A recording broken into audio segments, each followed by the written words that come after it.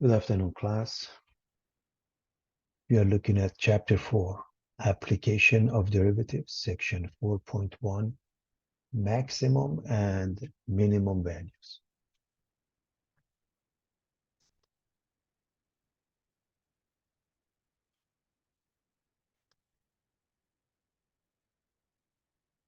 So in this chapter, Application of Derivatives, we are going to cover Section 4.1, Maximum and Minimum Values, 4.2, How Derivatives Affect the Shape of a Graph, 4.4, Optimization Problems, 4.6, Anti-Derivatives.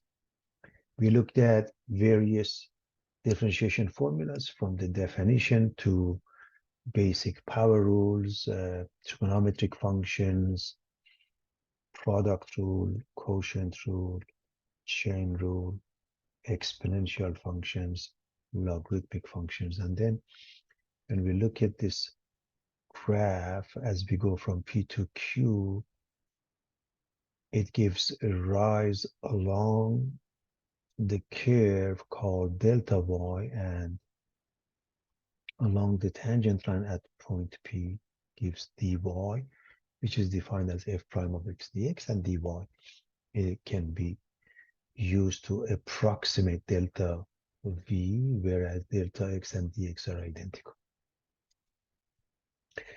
If we call this point a comma f of a, it gives rise to this equation, which is L of x, or linearization. But as I've mentioned before, just use the point slope.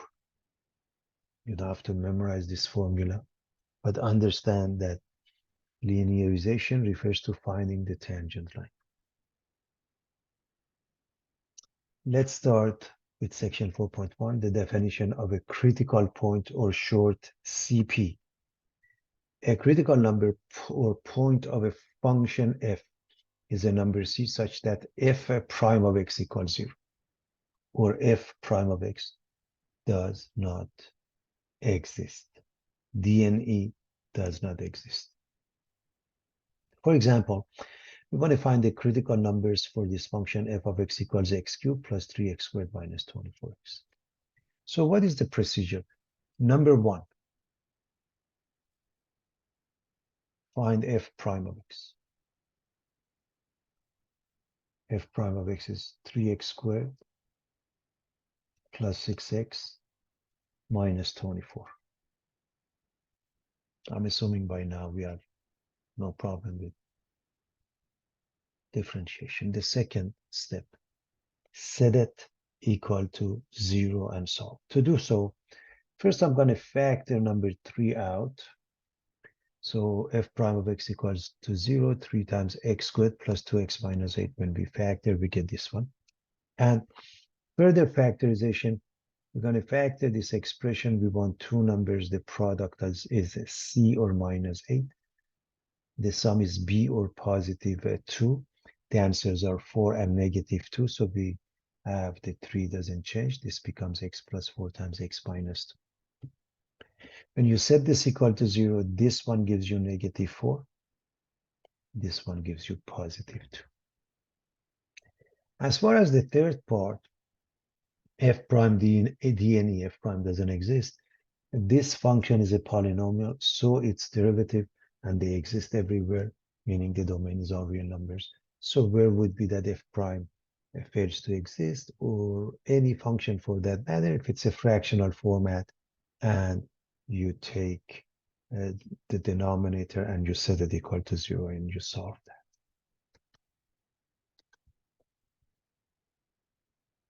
Let's look at some definitions, formal definitions when it comes to maximum or minimum points on a curve. Local or relative extreme values. Extrema is the plural of the Latin extrema. A local minimum is the minimum value within some open interval. Local minimum occurs at the point C in an open interval of A to B. In the domain, if f of c is less than or equal to f of x for all x values in the open interval. If you look at this graph, this is a local mean. There are points below that, somewhere here, that they have a smaller y coordinates. So when we look at the concept of a maximum and minimum, we are interested in the y coordinate of the function. A local maximum is the maximum value within some open interval. Local maximum occurs at the point C in an open interval of a to b in the domain if f of c is larger than or equal to f of x for all x values in the open interval, as it is the case here. So in short, the two of them refer to peaks and valleys. So peaks, this is a local max, this is a local max. Valleys, this one is a local mean, this one is a local mean in both cases. And again, as you can see, in this case, there are points below that on the graph. In this case, there are points above that that have larger y coordinates. Therefore, these are considered local or relative, versus the concept of absolute or global extreme value or extrema are either maximum or minimum points on a curve. That means everywhere. So the definition would be, for an absolute minimum, it occurs at the point C if f of c is less than or equal to f of x for all, and this is the key, for all x values in the domain. So when we look at this one, it's important to know local mean, local max. This point is considered local mean, but it is also considered an absolute mean because there is no other point on the entire graph, in the entire domain of the function, which is below that, having a smaller y coordinate. An absolute max occurs at the point C if f of c is larger than or equal to f of x for all x values in the domain. So if you look at this one, local max, local mean, local max. This one is also an absolute max because there is no other point having a larger y coordinate in the graph or in the entire domain.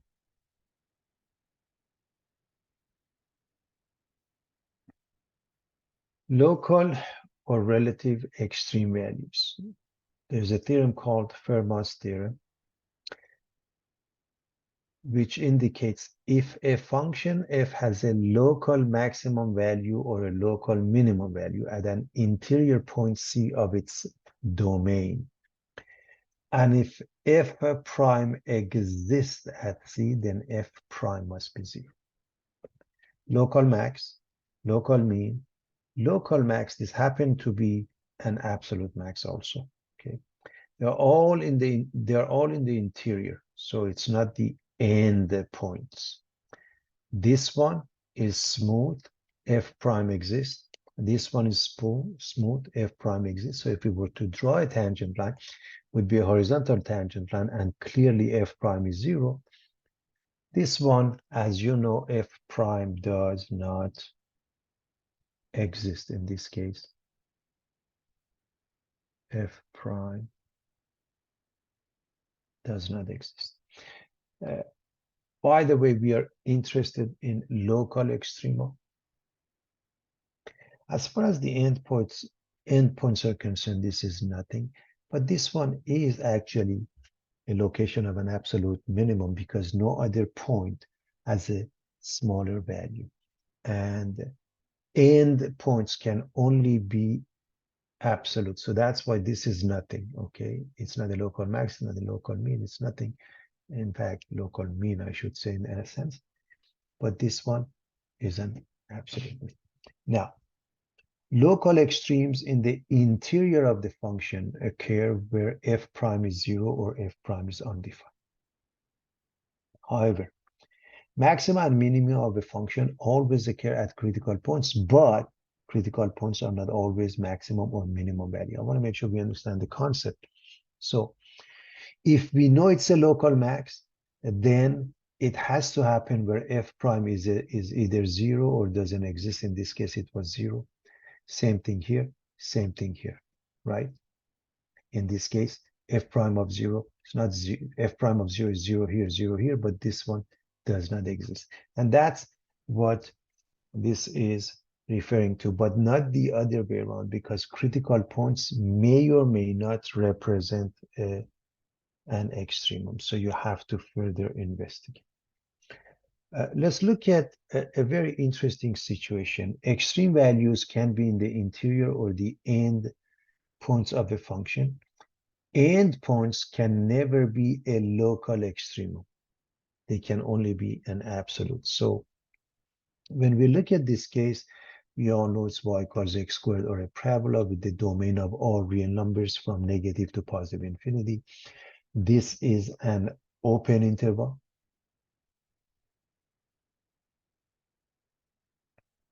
We have coordinates 0, 0 here.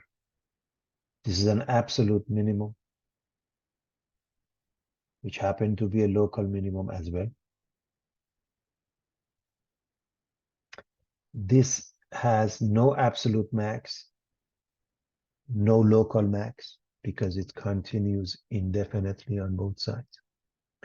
But this point represents both local as well as absolute. By the way, we'd write the absolute equals 0, the y coordinate. If I want it to be technical, this is 0. Sometimes they write at x equals 0, sometimes they write at the pair, and you want to pay attention to the way they want it for full credit. If we use the same function, but we look at the domain simply from 0 to 2, 0 to 2 included, when we use brackets, that means the endpoints are included, okay? And now we are dealing with a closed interval. So this is 0, 0, this is 2, 4. So we have the absolute minimum. We also have an absolute max. There are no local extremes. There is no extremum that is local, because endpoints can only be absolute. And again, if we were to write this, we would write it as absolute mean is 0. Again, add 0, 0, just when we did that. Absolute max is 4 at this pair.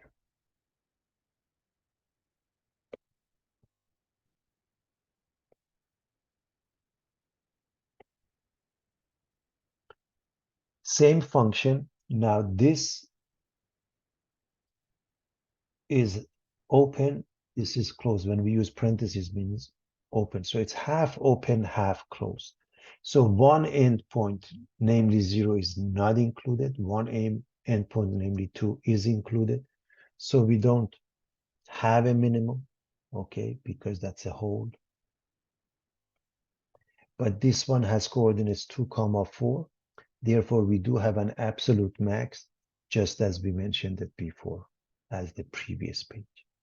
However, we have no local extremes. There is no local max. There is no local mean.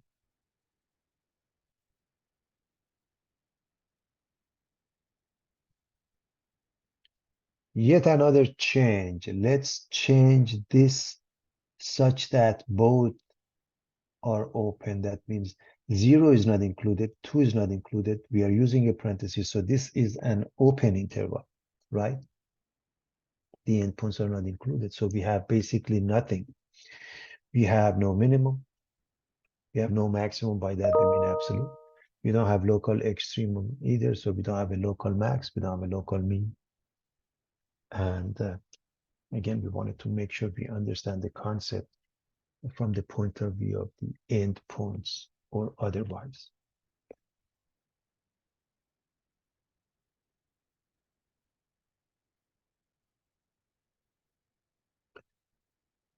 Extreme value or closed interval theorem. If f is continuous over a closed interval of a to b, so continuity is important and closeness, then f has a maximum and minimum value over that interval.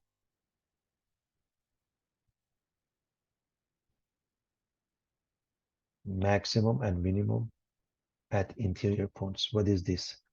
Absolute max. What is this? Absolute mean.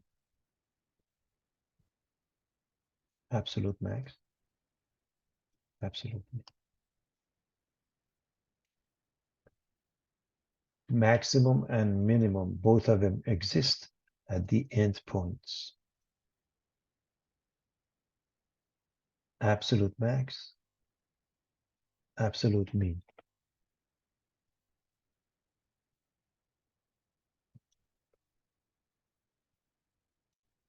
Maximum at interior point, absolute max. Minimum at endpoint. So when we have a continuous function and we have a closed interval, we must have both absolute max as well as absolute mean. So to find absolute max and mean values by extreme value or closed interval theorem, here's the process. Number one, find the critical points, CPs, and evaluate the function at those points. Number two, find the values of the function at the endpoints f of a and f of b. Largest value is the absolute max and the smallest value is the absolute mean. Again, bear in mind, we are dealing with a continuous function and a closed interval. For example, we want to find the absolute max and mean values of f on the given interval. F of x is 1/3 x cubed minus 9x, the interval of -6 to 0. So, first, I want you to notice what type of function we have. We have a polynomial of degree 3, which is continuous from negative to positive infinity. That means the domain is all real numbers. And therefore, it's continuous in the given interval of -6 to 0. So we really have to understand what type of a function. So again, polynomial of degree 3. Every polynomial is continuous from negative to positive infinity.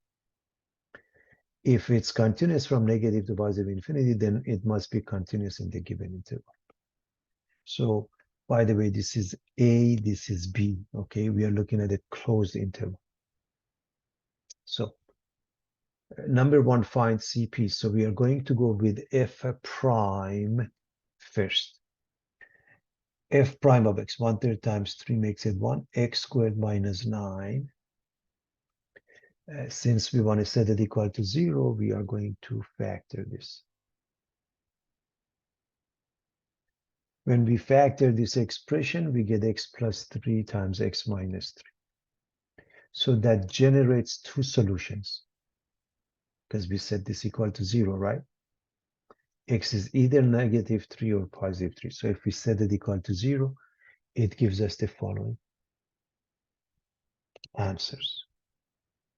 Now, we have to look at f prime equals 0 or does not exist. Now, f prime does not exist doesn't give us any solutions. Number one, this is the Greek letter phi, and it means an empty set in the set theory. So when we say phi, this is not 0. Pay attention to this. This is not 0. This means f prime exists everywhere. If you look at f prime, it's a polynomial of degree 2 or quadratic function. It exists everywhere. So we don't have to worry about that. So these are the only two possibilities. We go back to the given interval. Do they belong to the interval? Is -3 in between? Yes. Is +3 between -6 and 0? No. So the only acceptable answer is -3, everybody. So we say -3 belongs to the given interval of -6, 0. So this notation, which looks like an E and epsilon, it means an element of. It means -3 is somewhere in between the given set. So what do? We evaluate the original function at the endpoints. This is A, this is B, and this is the critical point C. So I'm going to write f of A, meaning f of minus 6. I'm going to write f of C. We have only one critical point, negative 3. I'm going to write f of B, meaning f of 0. So just to make sure we are okay with this, this is A, everybody, and this is B. Generally speaking. Now, first, I'm going to give you the answer. Then I'm going to tell you it's very simple. Just plug it into this original function, everybody. Okay. Plug it into this function. For example, if I want to evaluate negative 6, I have to do 1/3 of negative 6 cubed minus 9 times negative 6, and I get minus 8. If I want to get negative 3,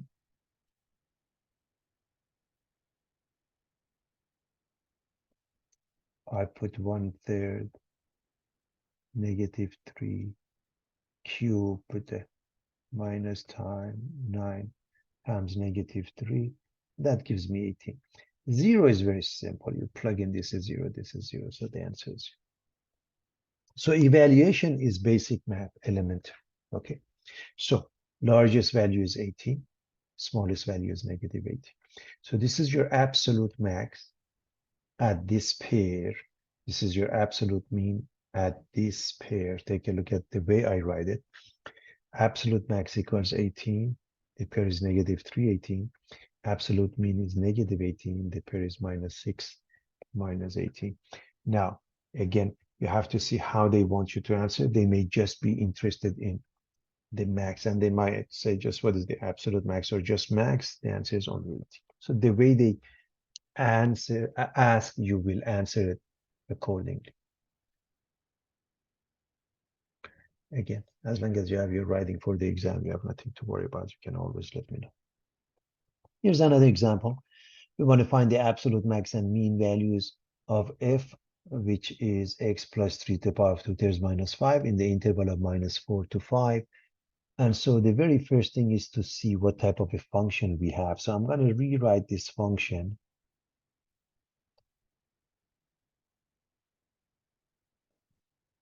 F of x as cube root of x plus 3 squared minus 5. Please understand, this means you have a cube root. This means the index is the denominator 3 and the exponent is the numerator 2. So f of x is cube root of x plus 3 squared minus 5. So you have a cube root, okay, in essence. And cube root, I hope you remember that, it's continuous everywhere from negative to positive infinity. Domain is all real numbers. So f is a cube root function, which makes it continuous from negative to positive infinity. Therefore, it's continuous in the interval which is given from negative 4 to 5. So that's really the first thing. The next one is differentiation. And differentiation, we're going to use this one rather than this one. So 2/3 sits in front. The same thing to the power of 2/3 minus 1 makes it negative 1/3 times the derivative of the inside, which is 1. And this is just a number. So again, 2/3, same thing to the power of negative 1/3 times the derivative of the inside. The derivative of the inside is 1. That's why I didn't write it. Minus 5 gives you minus 0. Again, I didn't write that. So in order to work on this, I'm going to write this as a positive exponent in the denominator. And what we are dealing with is a fraction. A fraction is 0 when the top is 0. So class, if you have a fraction, it's 0 if the top a is 0. Now, can the top be 0? And the answer is no. Why not? Because the top is a number. Any number. 2000, square root of 2, 1/3 makes no difference, doesn't do it. But if it involves a variable, you set it equal to 0 and you solve it. So a fraction is 0 when the top is 0. A fraction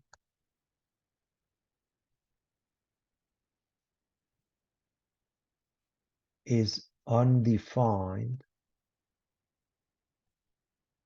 or we say D and E, if what?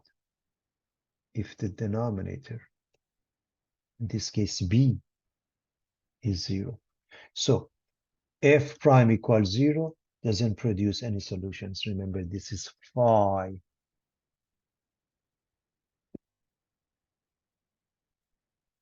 It's not 0. F prime D and E, F prime does not exist when the denominator is 0.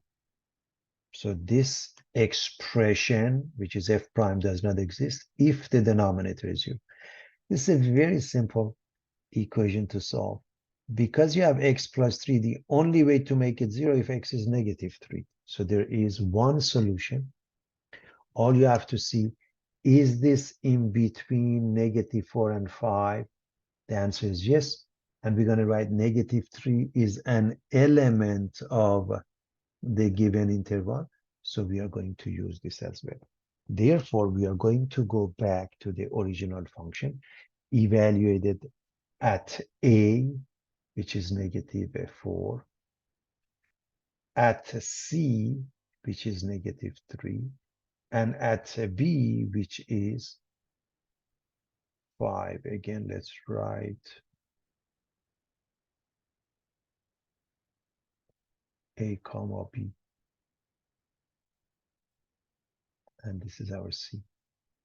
The c stands for the critical point. So basically, you want to evaluate this expression or this expression. First, I give you the answer quickly. Then I show you how easy it is to calculate it. First and foremost, if you want to evaluate this one, negative 3 class, and by the way, I'm going to use this one. If you plug in negative 3, this becomes 0. So the answer is minus 5. So negative 3 is very simple. Let's start with negative 4. If I plug in negative 4 and 3, they add up to negative 1. So if I plug in negative 4, I have cube root of negative 1, which I have to square it, minus 5. And cube root of negative 1 is negative 1. Square it becomes positive 1, minus 5, and that's negative. It's basic math class. Now, if I plug in 5,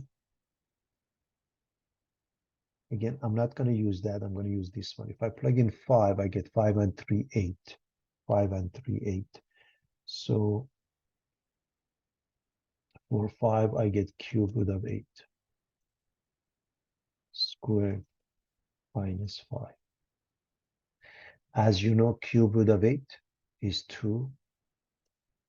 You square it, you get 4. Minus 5, you get negative. All of them are negative. So the largest value is negative 1, the smallest value is negative 5, and the writing is as follows. Absolute max is negative 1 at this pair, 5 comma negative 1.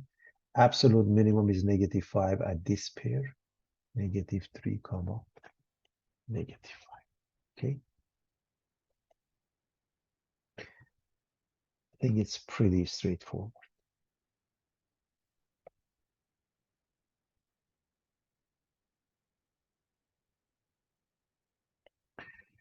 Find the absolute max and mean value for the following function. F of x is x over x squared plus 2, and the interval is 0 to 4. First, we are going to see what type of a function we have. I hope you recognize this as a rational function because the top and the bottom are both polynomials. And remember, what is the domain of rational functions? You set the denominator equal to 0 and you exclude that. Whatever makes the denominator 0, it won't be a part of the domain. Now, When you set the denominator equal to 0, it can't happen because the x squared plus 2. Okay, this is squared and then plus 2. If it was, let's say, x squared minus 2, you would set it equal to 0 and solve it. But x squared plus 2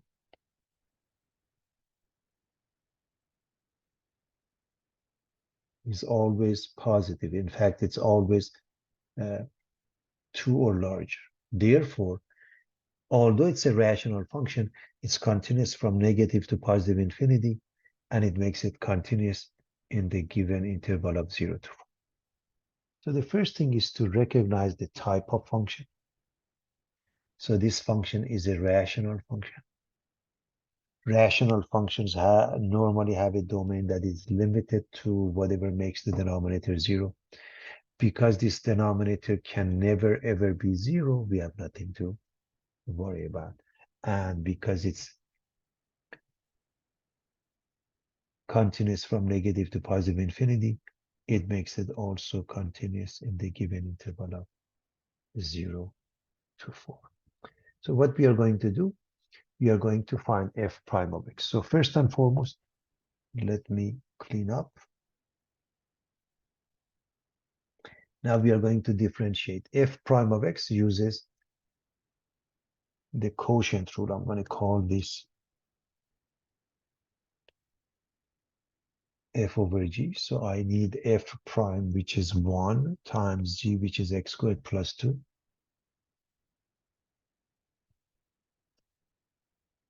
So f prime g minus g prime f over g squared. Now, minus g prime, the derivative of the bottom is 2x times the top, which is x, over the bottom in a parentheses squared. And now we are going to simplify this, which is x squared plus 2 minus 2x squared is to add up, and we are done. This is f prime of x. So now we found f prime, we're going to set it equal to 0 first, and then does not exist. If you set it equal to 0, you set the numerator equal to 0. So f prime equals 0 means the top is 0. F prime equals 0. It's a fractional format. The top is 0, which means x squared must be 2, and x is plus minus square root of 2. F prime does not exist. You set the denominator equal to 0. F prime is 0, the top is 0, F prime doesn't exist, the bottom is 0. And we already established that this can never be 0, so this doesn't produce any solution. So we're going to say F prime equals does not exist, doesn't give us any solution. This is phi, which means an empty set. So we have two answers here. Positive square root of 2 is in between 0 and 4. Yes. It's about, by the way, 1.41. How about negative square root of 2? Absolutely not. So there are two, but there's only one of them is in the given interval. And that's sometimes a common mistake you want to be very careful of. Therefore, we are going to evaluate the function at the end points as well as this C critical point. The end point A is 0. The critical point is square root of 2. And this end point is 4. Let me just write. This is AB. Okay. Now, if you go back to the original function, this is the original function. Obviously, when you plug in 0, you get 0 over 2, which is 0 is 0. The other two I'm going to show you quickly. So we are looking at this function. So let me again clean up the mess so it makes it easier. So I want to use this function, and I want to evaluate f of square root of 2. So f of square root of 2 class is square root of 2 over square root of 2 squared plus 2. So the top is square root of 2. The bottom is 2 plus 2, 4, precisely. As far as f of 4 is concerned, if I want to put number 4 here,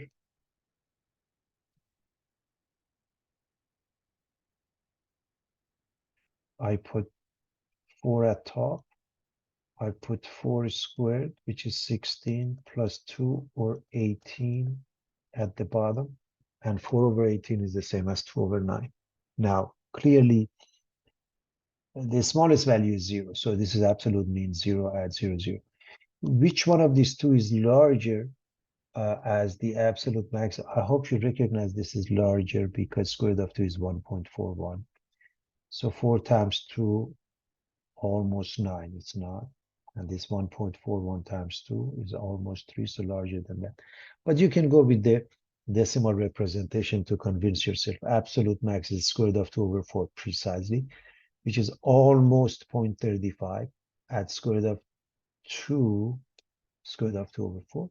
And we've already discussed absolute minimum equals 0 at 0, 0. So we've gone over that. It's not a problem. Everybody's clear on that. What I want to add, by the way, 2 over 9 is like 0.2222, and it continues indefinitely. If you don't recognize which one of the two is the larger, look at their decimal representations.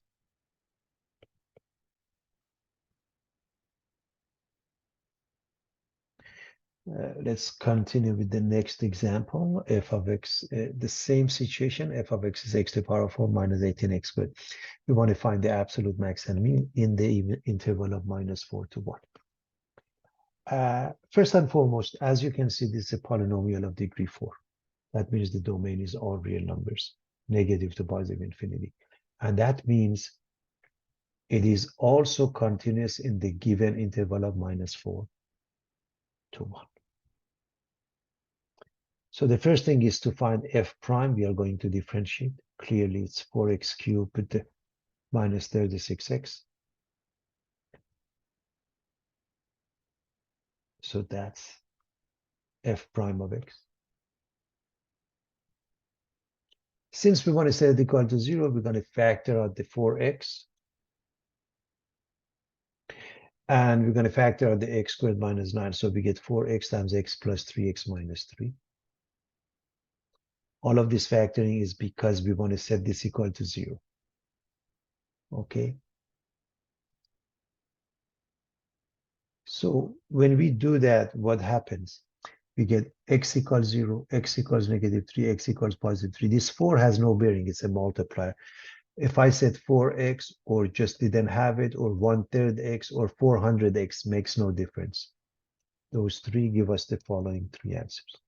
Now, we also have to look at f prime doesn't exist. And f prime doesn't exist doesn't give us any solutions because f prime itself is a polynomial of degree 3. It exists everywhere. So there are three answers. We want to see which ones belong to the given interval. Is 0 in between? Yes. Negative 3 in between? Yes. How about 3? No, 3 is larger than 1. So two of them are in this interval. The reason I chose this question just because we happen to have more than one critical point. So we go to this function and evaluate it at the endpoints negative 4 and 1, as well as the critical points negative 3 and 0.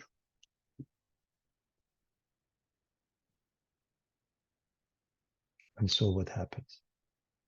Well, when you evaluate them, you get those values. I'm going to assume you can do that. Just as an example, I will show you. Of course, the fastest one is 0. If you plug in 0, you get 0.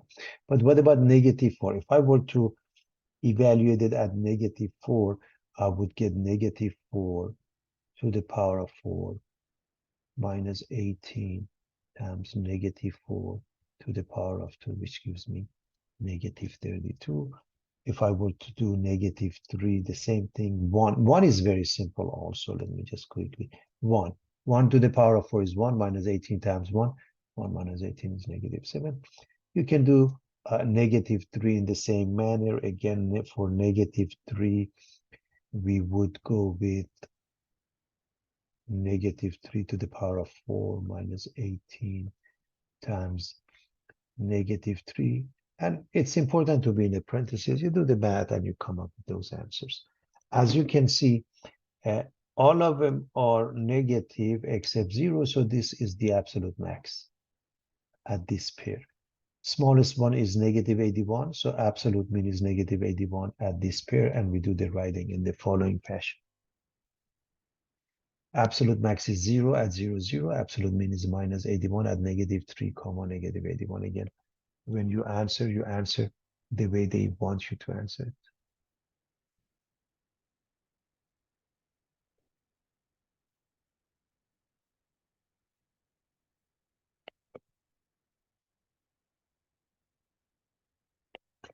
We want to find the absolute max and minimum value of this function. F of t is t times 4 minus t squared to the power of 1/2. And in the interval of negative 1 to 2. So first, notice this is limited by the square root function. In other words, notice that this is t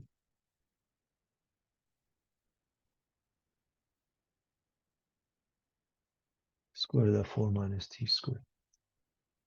When you notice that, you know it's the product of a linear function, right? And a square root function. Linear function, the domain is all real numbers, so we are limited by this. And I'm going to show you that this is limited by this square root, and it ends up having a domain from negative 2 to 2. Therefore, negative 1 to 2 works. So it's continuous from negative 2 to 2 inclusively. That means the endpoints are included. Therefore, it's continuous from negative 1 to 2. So let me quickly remind you of square root situation. So here's the synopsis of what you may remember. This is the graph of y equals square root of x, and the domain is 0 to infinity, or one might say x is larger than or equal to 0. So with this in mind, for this part, we get 4 minus t squared larger than or equal to 0. And to do that, we have to use a sign graph. We factor this into 2 plus t, 2 minus t, larger than or equal to 0. So it does take some time to get this, everybody. It does take some time, but it's important to go through the process. We use a sign graph, and we notice that if you set this equal to 0, t becomes negative 2 here. And if you set this one equal to 0, t becomes 2. So it's at this point is 0, at this point is 0. So it generates 3 sub-intervals to the left of negative 2, between negative 2 and 2, and beyond 2. So what do? We just plug in a number in any subinterval to see what happens into this or this. And by the way, because this has degree odd, 2 plus t to the power of 1, 2 minus t to the power of 1, if you notice what happens in between, the other ones alternate, or if you notice what happens anywhere. For example, if I were to pick up a test point, TP, short for test point, we're going to use this concept of a sign graph later. So over here, for example, I would choose negative 3. Over here, 0 is the easiest. Over here, 3 is the easiest.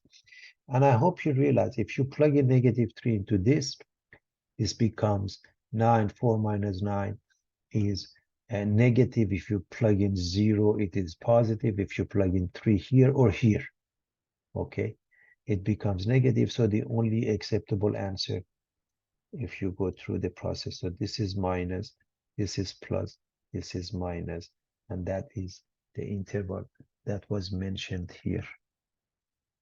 Okay, so again, a quick recap. You pick up a test, for example, 0 is between -2 and 2. If you put it into this one or this one, you notice it works. It becomes positive. So between -2 and 2 is positive. If you pick up -3 to the left of -2 or +2 to the right of 2, you plug it into this or this, you notice that it becomes negative, but you want positive. Okay, so -3 squared is 9, 4 minus 9 is negative. That doesn't work. The same thing for 3. Or if you plug it in here. We established that the proper domain for the entire domain and the proper domain for this expression f of t equals t times 4 minus t squared to the power of 1/2 is this. Therefore, this works. To continue, I am going to clean up the mess. So again, you're working on this one, and I'm going to rewrite this as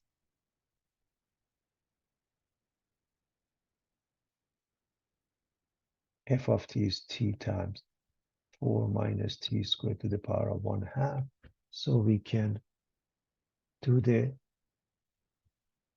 differentiation. I want to find f prime. So I'm going to use the product rule. The derivative of the first one is 1 times the second piece. That's the second piece. You can write it in this format, or the square root is fine. But remember, I wrote it as a square root to go over this process. So actually, I should do that. So let's write this as a square root for the evaluation at the end. So if we want to write this again, it means this, and that's why we got this. Okay, then over that. All right, continue with the differentiation plus this part we are going to differentiate, which is 1/2 of this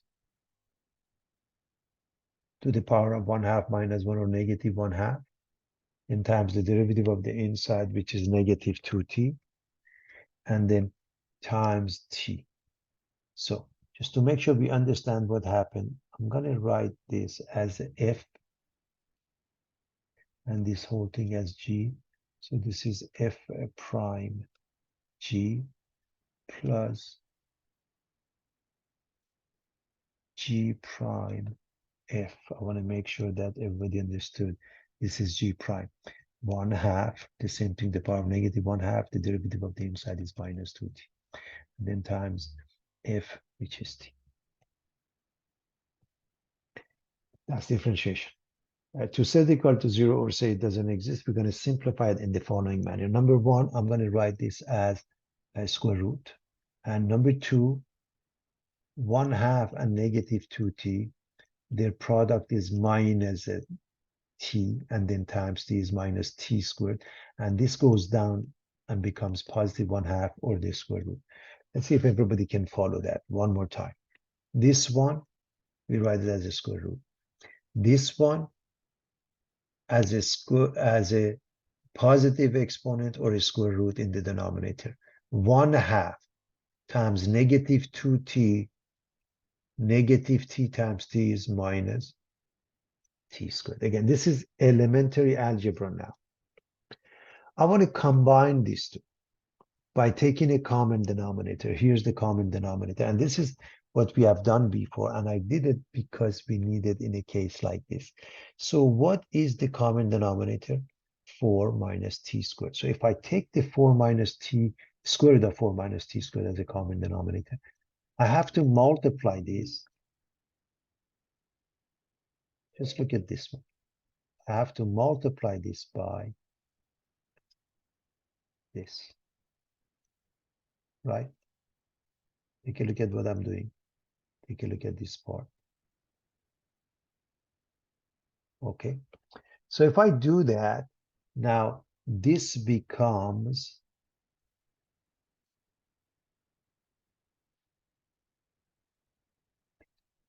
4 minus t squared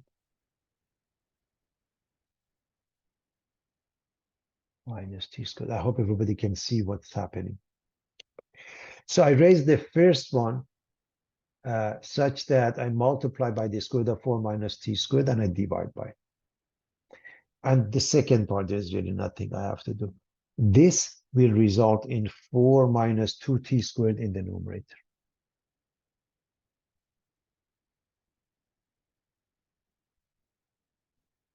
To continue, again, I'm going to clean up the mess.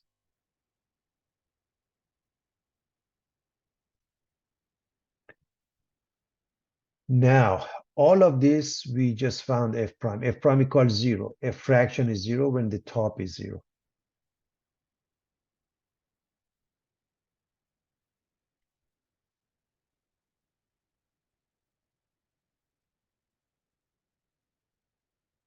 T is plus minus square root of 2. A fraction doesn't exist or it's undefined when the bottom is 0. So square root of 4 minus t squared is 0 when this is 0.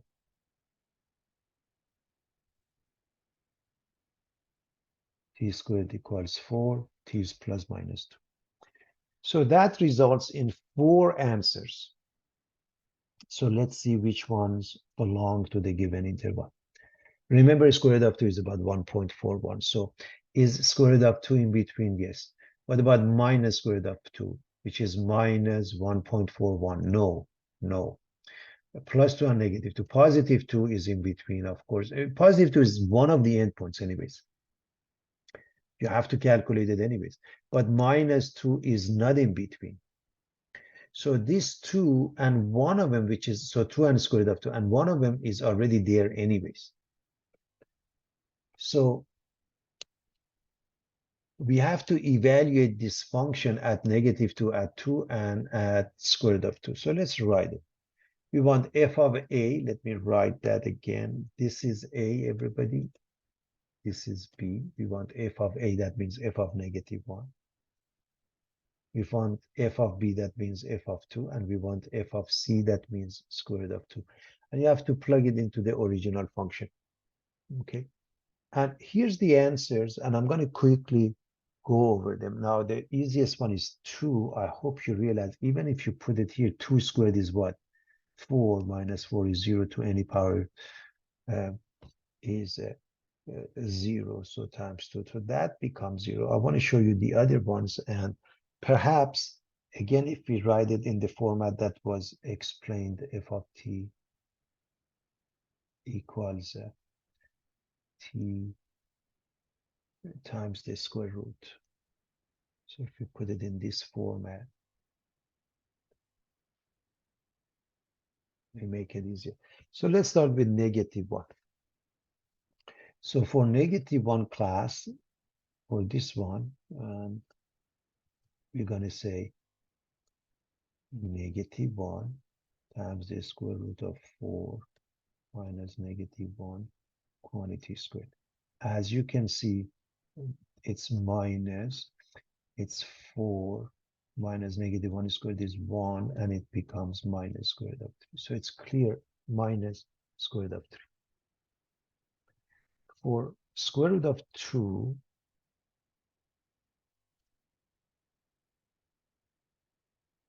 this one, we are going to say square root of 2 times the square root of 4 minus, now t is square root of 2 squared. And I hope you see that it's square root of 2 times 4 minus 2. So it's square root of 2 times square root of 2, which makes it 2. So it's really elementary to evaluate it. It's really not a big deal, everybody. So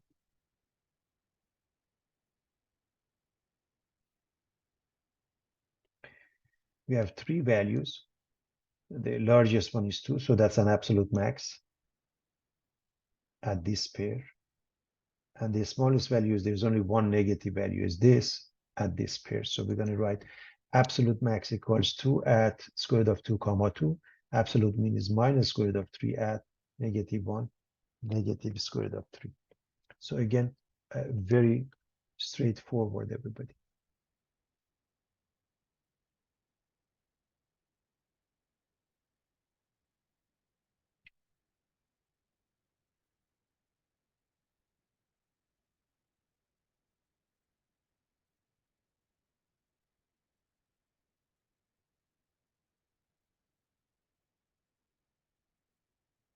Let's quickly look at this question also. This clearly is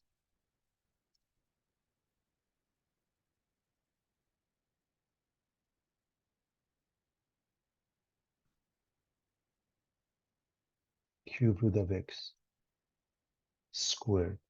So it's a cube root of x, the domain is all real numbers, therefore it's also defined in the given interval of -2 to 3. To take a derivative is easier to deal with this. It's 2/3 times x to the power of 2/3 minus 1 or negative 1/3. And if I take this down, becomes a cube root of x, and because it's x to the power of positive 1/3, right? So we just found f prime.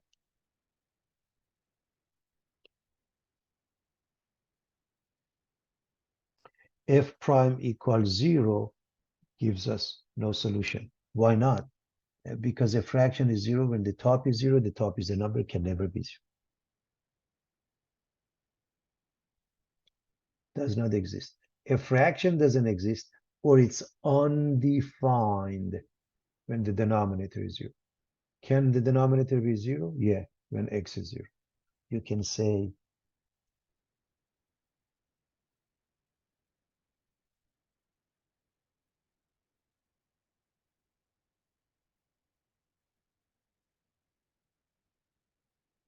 this results in this. So we are going to evaluate the original function at the endpoints as well as 0, because 0 is in between, everybody. So I want to evaluate those.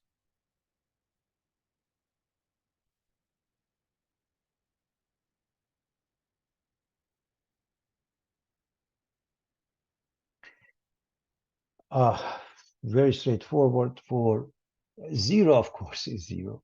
-2 to the power of 2/3, and 3 to the power of 2/3, and you can use a calculator here, class. I have those values for you. -2 to the power of 2/3